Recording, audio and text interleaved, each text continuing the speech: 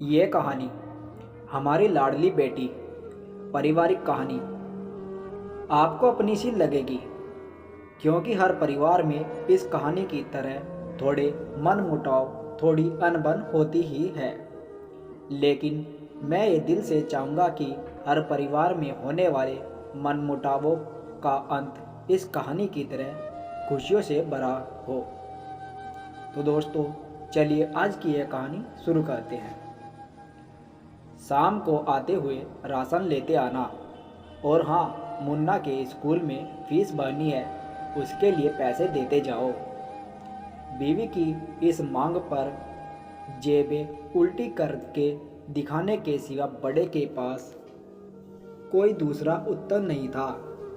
माथे पर चिंता की शिकनों के साथ सवेरे तो बड़ा भाई अपने काम पर निकल गया, लेकिन उस शाम उसने पूरे परिवार के सामने इस आर्थिक संकट को दूर करने के लिए एक प्रस्ताव रखा।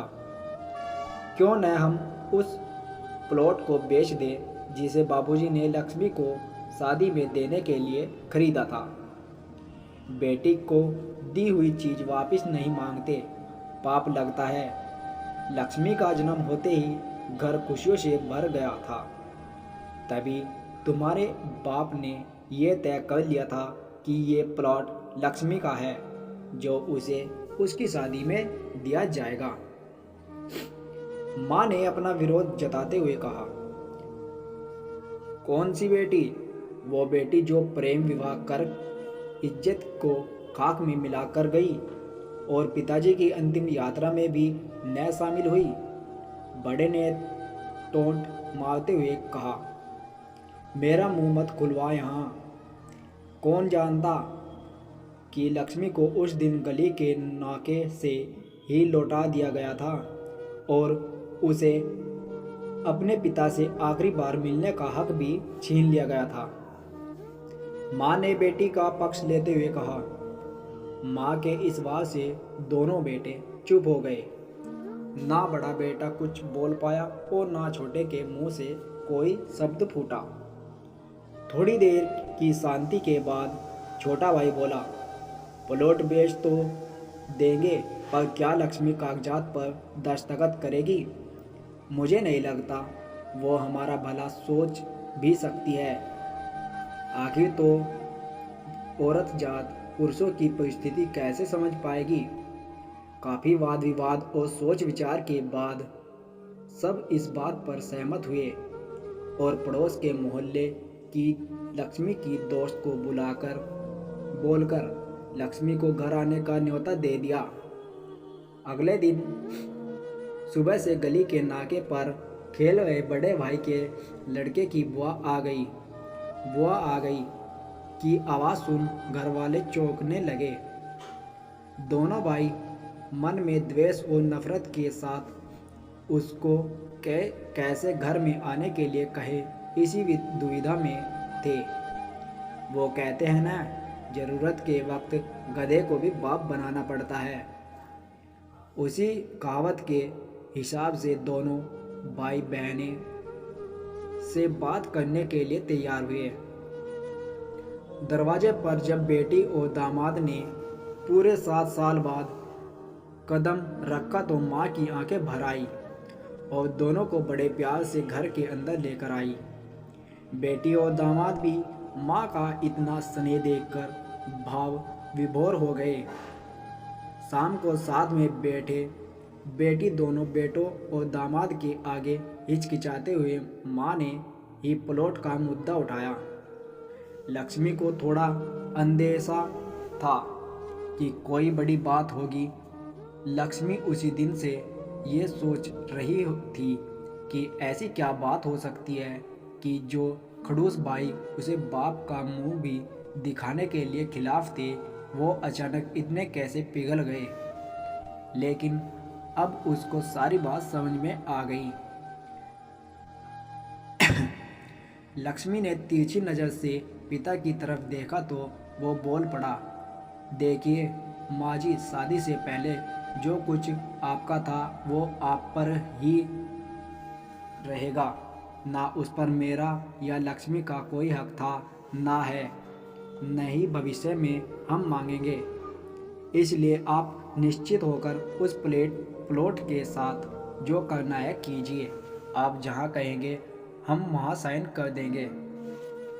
सुबह से अपने जीजा से नजरें चुरा रहे दोनों भाइयों ने अपने जीजा को अच्छे से देखा। सुबह प्लॉट के कागजात पर बहन के दस्तखत लेकर काम खत्म किया जाए, यह तय हुआ। सब इस मीटिंग को ख़त्म कर रहे थे कि टीवी पर अनाउंसमेंट हुआ कि आने वाले 21 दिनों तक देश में लॉकडाउन लगाया जा रहा है। लक्ष्मी के पति ने फ़ोन पर बात करने के बाद कहा, अब हम क्या करेंगे लक्ष्मी, कल की बस भी रद्द हो गई है और 21 दिनों तक कोई बस नहीं है, हम तो फंस गए। इस खबर से दोनों भाई बहुत निराश हो गए, क्योंकि एक तो उनकी आमदनी कम थी और दो लोगों का और खाने पीने का बोझा बढ़ गया था।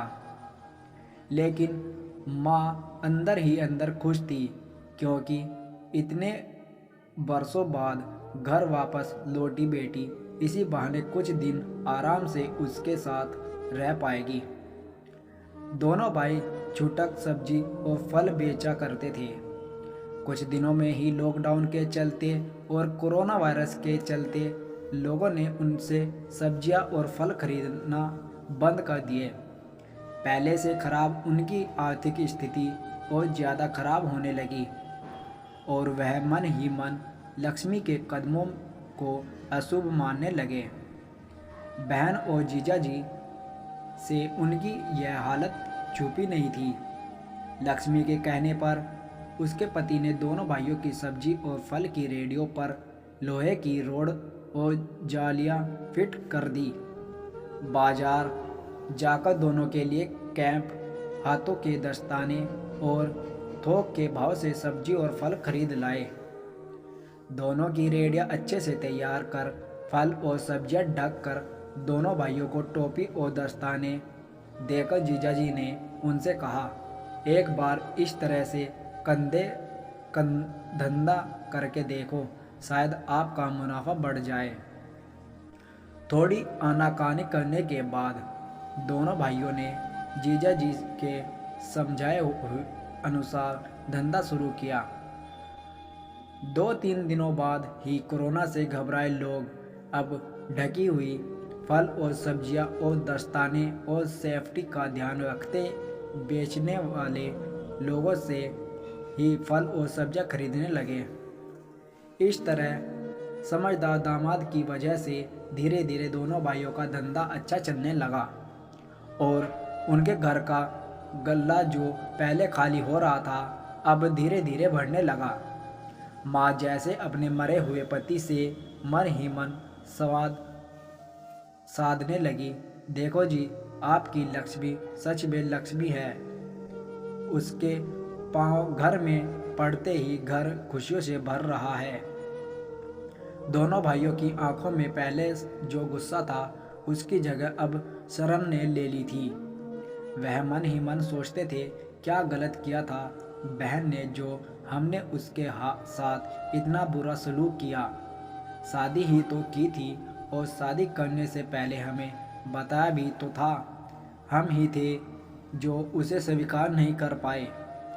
दोनों भाइयों के मन में द्वेष और नफरत धीरे धीरे क्वायटिंग हो गए। 21 दिन बाद जब दीदी और जीजाजी प्लॉट के कागज पर साइन करने लगे, तब दोनों भाइयों ने उन्हें रोक लिया और उनकी माफ़ी मांगते हुए वो पेपर्स उन्हें देते हुए बोले, शादी के वक्त हमने आपको कोई तोहफा में दूर की बात है आपका हक भी नहीं दिया, लेकिन अब इस प्लॉट को स्वीकार कर हमें प्रायश्चित करने का मौका दे। सभी के आंखों में खुशी के आंसू आ गए और माँ ऊपर देखकर बोली, देखा, आपकी लाडली ने आज फिर हमारा घर खुशियों से भर दिया। ऐसी ही पारिवारिक कहानियाँ हर दिन आप तक पहुंचती रहेंगी। अगर आप हमारे चैनल पर नए हैं तो प्लीज़ हमारे चैनल को सब्सक्राइब कर दीजिए और बेल आइकन को दबा दीजिए। और आप पढ़ सकते हैं ऐसी ही बेहतरीन, इंटरेस्टिंग और भावुक कहानियाँ सीधे अपने फ़ोन पर। तो चलिए दोस्तों, मिलते हैं आपको नेक्स्ट वीडियो में, तब तक के लिए धन्यवाद।